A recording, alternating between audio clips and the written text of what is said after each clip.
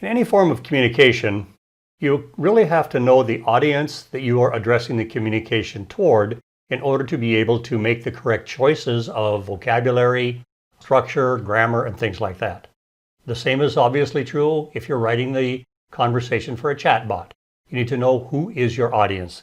Big difference if you're writing a chatbot that you expect is going to be used by millennials versus one that is going to be used by seniors versus one that is going to be used primarily by children. First and foremost, you need to understand your audience, and then you need to design your bot's personality to fit that audience.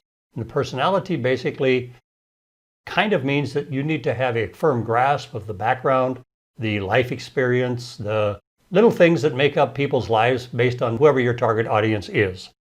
And because words matter so much, you have to speak the language of your audience. So you have to keep your vocabulary at a correct level of education for your audience. You have to keep your vocabulary, if you're talking to people in a particular profession, you have to be using words that they would understand in that profession and things like that. Words are extremely important because they are our primary mode of verbal communication. That is ultimately what we are trying to get across. You also have to pay attention to the visual and motion design of your chatbot. If you're throwing anything in like a Jiffy or a GIF to add a little flavor or to add a little excitement to your bot, that's fantastic as long as the images are appropriate to the target audience. Also, if you're thinking about how they are going to navigate the bot, if they're going to be using it on touch screens, or are they going to be using it on smartphones, or are they going to be using it on old-fashioned computer terminals that you have to use your mouse to click on in order to move forward.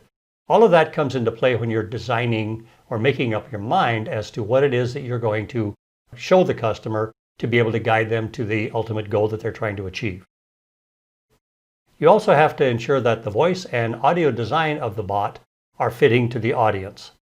We as human beings have a way of judging the truthiness of something or the truth of something based on the sound of a voice. Make sure that when you're developing your bot, if there is any kind of audio being used, that it is using it appropriately and that it is in line with the persona that you have assigned or the personality of the bot.